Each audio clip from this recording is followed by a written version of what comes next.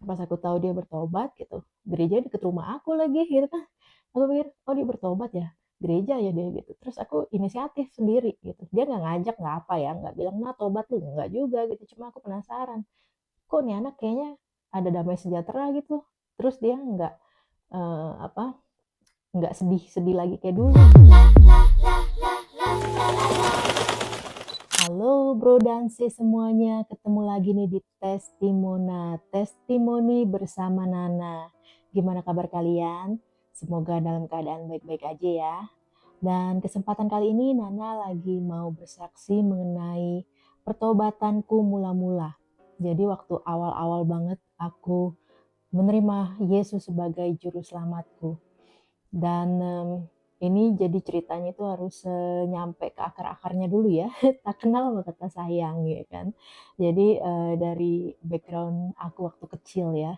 Jadi waktu aku kecil ini aku tumbuh dari keluarga yang beraneka ragam, family yang macam-macam gitu. Jadi mamaku ini Chinese gitu. Kalau sekarang bahasa ngetrennya itu istilahnya Cindo ya kan. Mamaku ini Cindo, terus papaku ini Sunda, lahir dari Tasikmalaya gitu. Jadi memang mama dan papa itu backgroundnya berbeda banget gitu. Dan mama ini memang semuanya keluarganya Chinese semua gitu. Jadi kakek aku ini dari Peking, papanya mama ya, jadi kakek.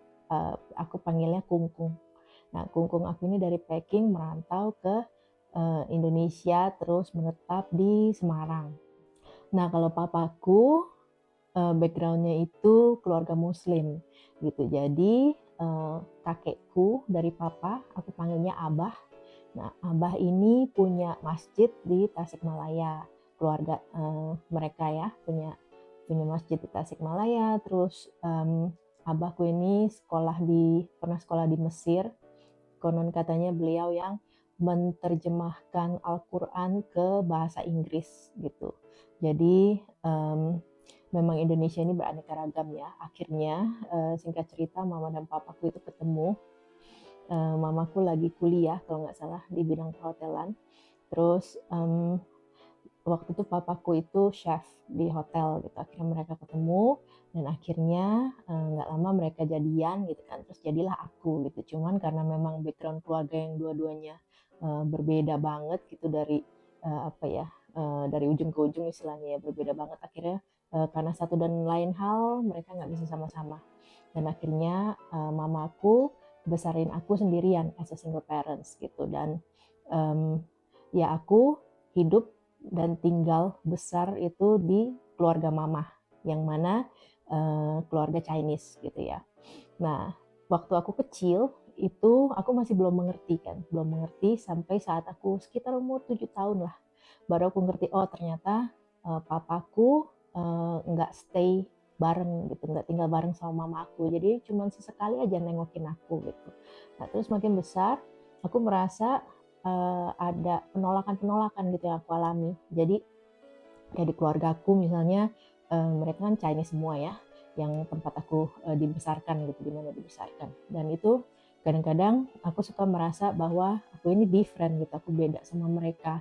Dan mata mereka kebanyakan kan lebih kecil dari aku ukurannya, terus kulit mereka lebih terang dari aku gitu kan. Terus kadang mereka suka ngomongin ya, memang masih ada rasis gitu kan di antara apa keluarga kami gitu. Dan akhirnya aku merasa tertolak gitu. Terus aku waktu kecil itu besar di lingkungan Chinese, sekolah juga sekolah waktu itu sekolah Katolik sih benernya ya, cuma memang banyak Chinese-nya gitu di daerah Jakarta Utara.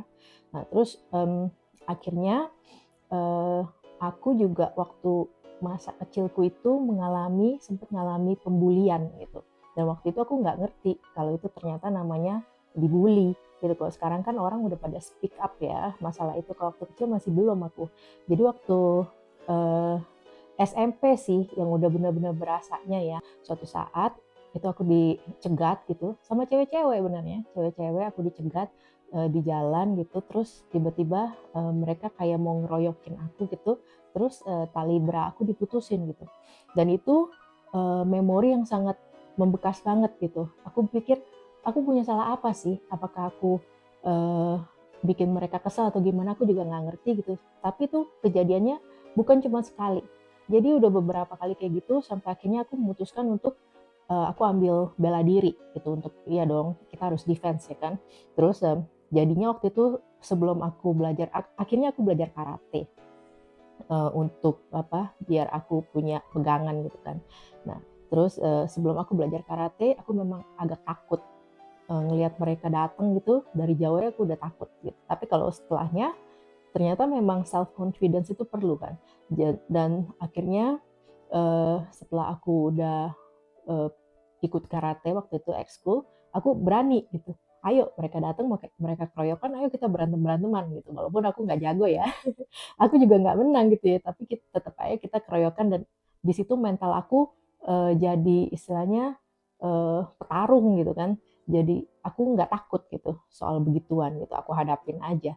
Dan akhirnya sampai kepada makin lama makin besar ya kan waktu zaman SMP itu SMP SMA aku terinspirasi sama cindo-cindo yang ada di kota gitu kan.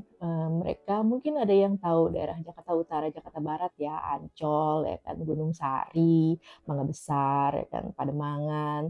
Nah, itu Kemayoran ya. Itu ada nama istilahnya Pacinko dulu, pasukan Cina Kota. Nah, itu aku terinspirasi sama mereka gitu dan akhirnya aku coba yang bikin-bikin ikutan dulu ada geng motor gitu kan. Nah, aku ikut-ikutan bikin geng-geng apa sih bikin jaket geng motor. Nah, akhirnya salahlah pergaulan gitu kan. Terus dari situ pun akhirnya kenal kenal teman-teman yang istilahnya pergaulannya wild gitu. Nah, terus di situ ya aku belajar survive kan. Terus ya pernah sih sekali aku coba aku pikir di lingkungan Chinese aku nggak diterima nih, siapa tahu mungkin di lingkungan pribumi aku bisa diterima gitu kan.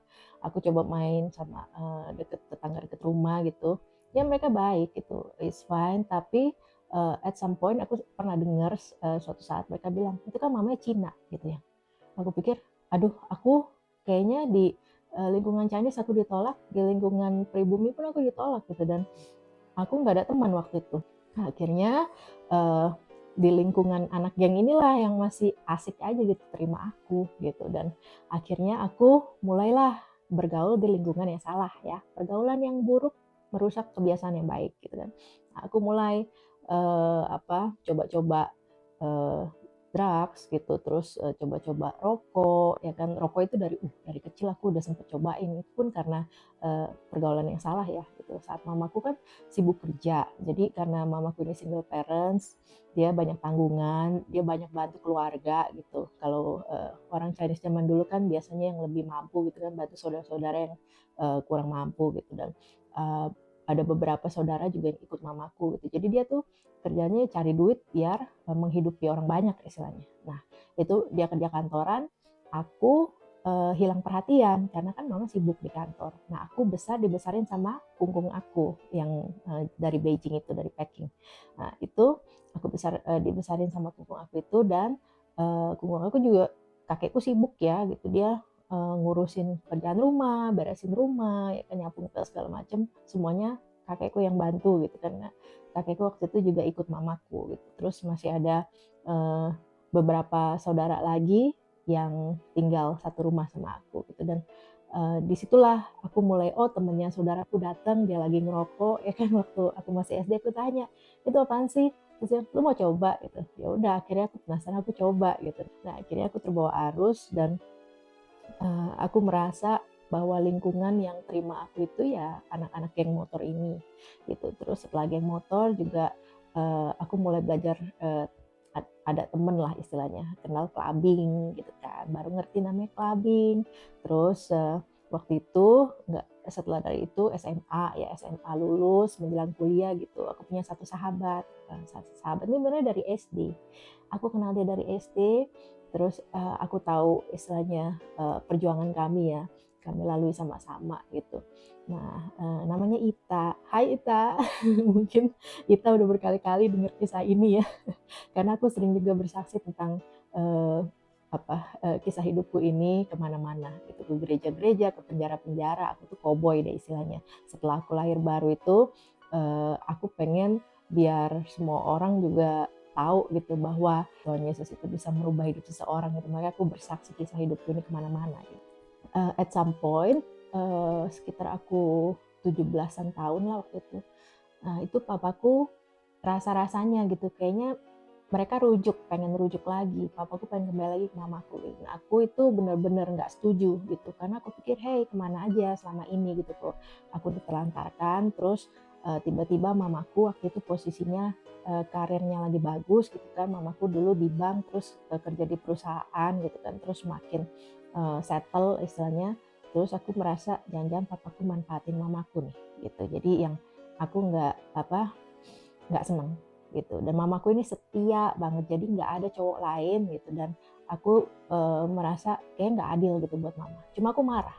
Jadi waktu itu aku marah, dan aku memang lagi deket dan bergaul di lingkungan teman-teman yang menerima aku ini, mereka itu pemakai ya, drugs user. Terus akhirnya aku nggak mau pulang karena aku menunjukkan kemarahanku gitu bahwa oke, kalau kalian mau balik lagi, aku pergi dari rumah ini gitu. Dan akhirnya aku nggak mau pulang. Lama loh aku nggak pulangnya itu. Kami hampir tiap malam ke diskotik ya. Nah waktu itu memang kenal sama istilahnya apa ya, cukong. Apa ya namanya, orang yang punya banyak duit lah istilahnya, dan kalau dia tuh udah terima drugs gitu, waktu itu kami sempat inek ya namanya. Nah inek itu dia tinggal disebarin tuh di meja gitu kayak kacang aja gitu, jadi aku nggak usah bayar gitu, nggak perlu beli kan. Drugs kalau benar-benar kecanduan itu mahal ya. Nah untungnya saat itu aku nggak sampai kecanduan guys gitu, dan akhirnya um, saat-saat aku lagi di pergaulan yang salah itu aku coba-coba benernya gitu. Jadi aku mau coba, pengen tahu gitu kan.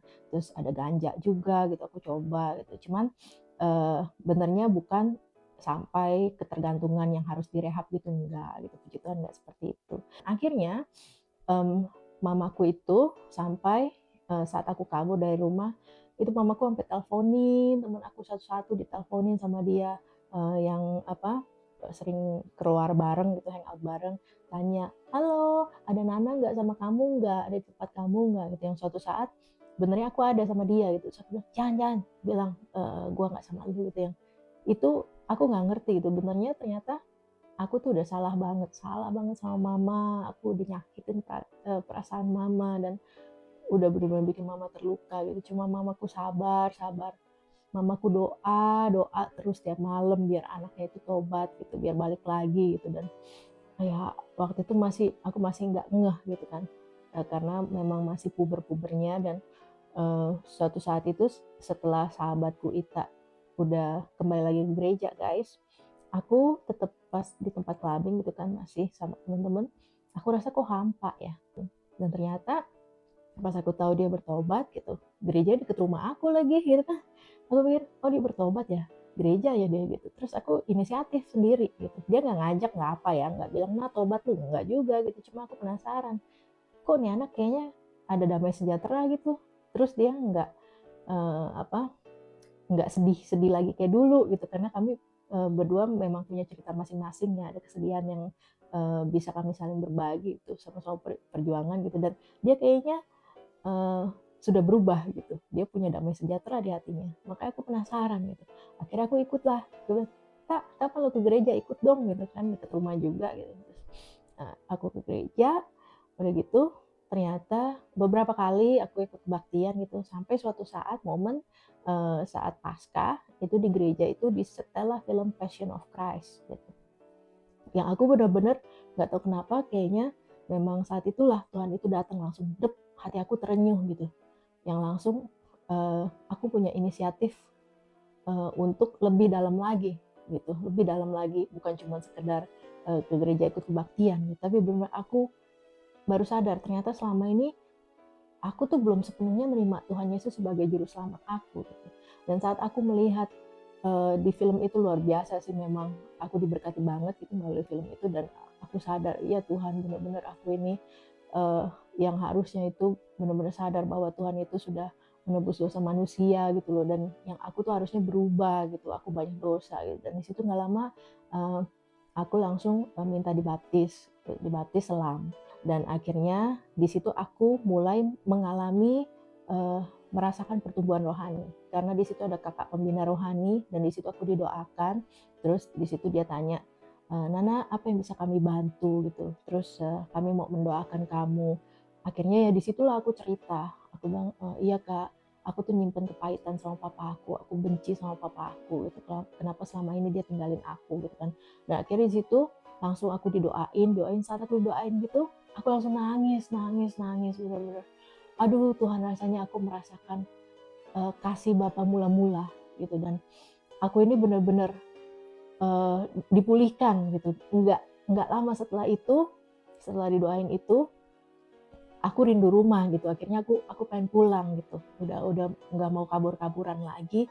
Terus pas-pasan ada papa aku lagi di rumah, aku langsung bilang ke papaku, "Pa, maafin aku ya." Aku bilang, "Maafin aku selama ini benernya benci sama papa." Gitu. Terus papaku kaget gitu, "Wah ini anak kok bisa ngomong sama gue begini," gitu kan. Karena selama ini aku nggak mau ngomong sama dia, kalau nggak penting, nggak ada keperluan, aku nggak mau. Nah dia kaget. Terus akhirnya kami nangis, dua-duanya nangis, dia juga minta maaf, dia bilang, "Aduh papa ini punya salah banyak," dan akhirnya hubungan kami karena dua-duanya saling memaafkan dan ya akhirnya kami pulih gitu. Dan dari situ Tuhan kasih kesempatan aku untuk mengenal siapa papaku gitu, dan dari situ aku melihatlah, eee, baru mengerti gitu alasan kenapa mereka berpisah. Karena ya kita sebagai seorang anak nggak pernah bisa milih ya siapa orang tua kita gitu, tapi kita tahu bahwa setelahnya, setelah pertobatan kita tahu bahwa sebelum kita dijadikan gitu lahir ke dunia ini, Tuhan itu udah tahu semua rancangan kita gitu. Jadi Tuhan itu udah kenal kita gitu kan. Nah, cuman makanya karena kita nggak bisa milih, akhirnya ya kita harus belajar untuk mengerti gitu kan. Oh, ternyata aku dilahirkan ke dunia ini kondisinya udah begini gitu kan. Dan puji Tuhan setelah aku lahir baru, aku semakin dibukakan matanya gitu untuk ya setelah aku pulih ya, secara rohani aku pulih untuk memahami bahwa sebenarnya orang tuaku tuh juga nggak pengen keadaannya seperti itu gitu. Tapi ya udah terlanjur terjadi ya. Sekarang aku pikir aku sebagai anak, apa yang bisa aku lakukan gitu. Karena oh di situ mamaku senang sekali karena hidup aku berubah gitu kan. Aku istilahnya udah nggak parah kayak dulu gitu, dan lama-lama Tuhan saring, Tuhan filter itu lingkungan aku jadi berubah gitu. Jadi dengan sendirinya aku nggak berteman dengan orang-orang yang seperti itu gitu. Jadi Tuhan kenalkan aku dengan orang-orang yang lebih baik daripada teman-temanku yang dulu gitu kan, dan akhirnya setelah aku mulai kuliah gitu, dan aku waktu itu juga karena memang mamaku ini banyak tanggungan ya, jadi aku pun nanya ke mama gitu kan, "Mah, ini kan mama pengen anaknya sarjana," katanya kan, "cuman tanggungannya banyak." Aku bilang, "Mah, udahlah nggak usah bayar kuliah, aku bayar kuliah sendiri." Gitu. Dan waktu itu aku udah mulai merasa ada harapan gitu kan, aku punya cita-cita. Memang dari dulu aku bercita-cita sebagai penyanyi gitu, dan aku udah mulai nyanyi gitu. Dan waktu SMA walaupun bandel atau gimana, aku tetap kalau yang namanya pelajaran aku ada antusias ya, biar punya nilai tinggi, dan akhirnya aku dapat beasiswa waktu itu, terus akhirnya dapat scholarship untuk kuliah gitu. Jadi waktu itu pas dapet scholarship-nya di bidang ekonomi, dan akhirnya ya udah aku bilang, "Mah, ini nih yang paling murah," gitu kan, yang aku dapat beasiswa gitu kan, "Pokoknya mama tenang aja." Karena mamaku bilang, "Iya, gara-gara waktu itu hamil kamu, mama jadi nggak bisa nerusin, mama jadi nggak sarjana," gitu. Jadi mamaku lulusan D3 gitu. Jadi dia punya kerinduan semoga keturunannya yang mana itu aku gitu bisa jadi sarjana gitu. Dan akhirnya lah aku nyanyi dan aku bisa menghasilkan duit sendiri dan aku bayar kuliah sampai lulus gitu, karena scholarship-nya nggak 100% ya, nggak 100%. Dan dari situ akhirnya aku setelah tobat aku bilang, "Mama maafin aku punya banyak salah, aku bener-bener aku anak bandel banget gitu. Aku pengen selama aku masih hidup nih, selama aku masih punya kesempatan, aku pengen bahagiain mama. Jadi apapun yang mama inginkan, yang bisa aku coba penuhi, aku penuhi gitu. Apa aja keinginan mama." Dan akhirnya ya mulailah dari situ aku benar-benar bertobat ya. Tapi ya setelah lahir baru itu memang perjalanan masih panjang untuk sampai benar-benar iman bertumbuh jadi dewasa rohani itu ceritanya masih sekian sekian tahun kemudian, itu panjang sekali. Makanya ini aku cerita semuanya di testimona ya guys. Jadi yang itulah luar biasanya Tuhan merubah seseorang.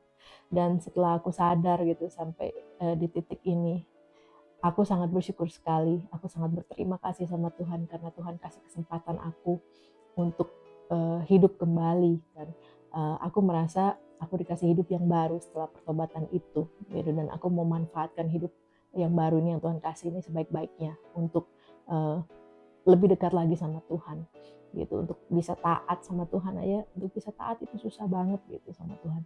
Dan ya untuk menjalankan aturan-aturan yang memang sudah Tuhan tuliskan di Alkitab gitu ya, yang biar kita bisa lebih dekat lagi sama Tuhan, itu nggak gampang ternyata gitu. Makanya ya kembali lagi ya, ujian-ujian kehidupan yang dialami sesuai dengan cerita-cerita yang ada di testimoni sebelum-sebelumnya. Tapi itu luar biasa, aku merasakan sesuatu yang anugerah banget gitu. Terus yang kedua, aku bisa kenal siapa papaku. Dan sampai akhirnya sekitar 10 tahun kemudian, aku sekitar umur 27, mau hampir 28 tahun itu, akhirnya papa meninggal dunia karena sakit gitu. Dan itu yang aku tetap bersyukur banget gitu, setidaknya aku bisa kenal siapa dia gitu. Aku sudah punya hubungan yang dekat sama beliau gitu. Dan itu yang aku sangat bersyukur. Dan aku tidak pernah menyesal bahwa ini adalah semuanya yang proses yang harus aku lalui gitu, sampai akhirnya aku mengerti. Dan sekarang aku tidak merasa tertolak lagi gitu. Dan bagiku, aku ini Chinese dan aku ini Indonesia gitu. Aku pribumi, aku Indonesia. Jadi aku 100% Indonesia. Nah, aku memang ada darah Chinese gitu. Aku 100% Chinese gitu. Jadi kalau dulu kan pikirannya 50-50 gitu. Cuma aku rasa aku ini dua-duanya gitu. Dan ya aku juga harus mempersiapkan anakku Jody ya kan, kalau sampai ke depan dia nanti, apalagi dia itu keturunan macam-macam ya, papanya itu Swedia Belanda, nah terus aku ini Chinese Indonesia gitu kan. Nah itu si Jody ini harus dibekali dengan senjata iman yang kuat, bukan cuma karatenya aja. Nanti aku mungkin akan masukin karate untuk self defense, tapi secara iman itu harus benar-benar aku udah bertekad untuk biar dia aku wariskan knowledge tentang kebenaran, tentang Tuhan, tentang bagaimana kita menjadi anak cinta Tuhan gitu loh. Anak yang dekat sama Tuhan Yesus, anak yang benar-benar anak terang gitu loh. Jadi yang itu PR buat aku karena aku nggak mau Jody mengalami hal yang sama gitu. Dan cerita aku ini benernya kejatuhan aku waktu muda itu bukan untuk dibangga-banggakan, bukan. Justru harusnya aku malu ya kan. Tapi karena aku sudah dimenangkan sama Tuhan dan aku pengen bagikan ceritaku ini untuk bro dan sis semua yang lagi mendengarkan testimona. Semoga kalian juga diberkati. Dan untuk anak-anak mungkin sekarang, kalian, hey guys, teenagers gitu yang lagi puber, yang lagi mungkin masih mencari sana sini, jangan sampai salah gaul, jangan sampai salah temen gitu. Ingat orang tua kalian, ingat mama kalian, ingat papa kalian yang benar-benar doain kalian biar kalian itu pulang ke rumah gitu, biar kalian itu tobat gitu. Jadi ingat orang tua kalian. Terus yang untuk ibu-ibu sekalian yang mungkin anaknya juga lagi bergumul sama kayak yang waktu itu mamaku alami, doa terus sama Tuhan. Doa, Tuhan pasti dengar, Tuhan pasti jawab doa kalian. Doa seorang ibu itu besar, besar kuasanya, apalagi yang di dalam kehancuran ya, Tuhan pasti dengar. Tunggu waktunya Tuhan. Pasti suatu saat anak ibu itu bertobat gitu, yakin. Karena aku ini anak bandel itu yang akhirnya bertobat. Jadi begitulah guys ya. Aduh, sudah panjang lagi nih ya cerita testimona itu.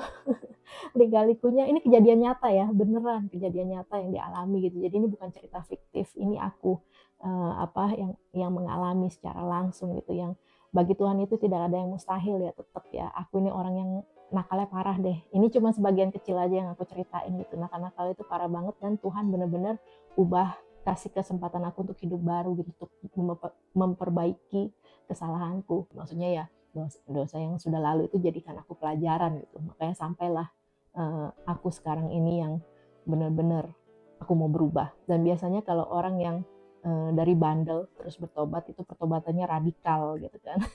Dan semoga aku bisa tetap berapi-api terus bersaksi gitu kan, biar semua orang mendengarkan kisah-kisah bagaimana Tuhan itu luar biasa.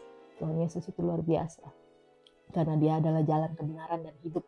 Tidak ada yang bisa datang kepada Bapa kecuali melalui Tuhan Yesus. Gitu. Dan itu yang benar-benar kesaksian aku tentang hidupku aku ini aku suarakan di mana-mana gitu. Makanya sekarang adalah testimona gitu. Dan setelah itu guys, setelah pertobatan mula-mula masih panjang ceritanya gitu. Masih aku ngalamin kejadian-kejadian yang amazing banget yang benar-benar itu dari Tuhan ya langsung gitu. Dan nantinya akan ada testimona postingan selanjutnya, episode selanjutnya untuk cerita bagaimana sampai aku memutuskan jadi penyanyi profesional gitu saat aku merantau di Taiwan, saat aku menghadapi dunia rantau di luar sana gitu. Dan itu semuanya nanti akan aku posting terus setiap hari Jumat di YouTube channel Testimona. Teman-teman, semoga kalian semua terberkati dari testimoni aku kali ini dan maju terus.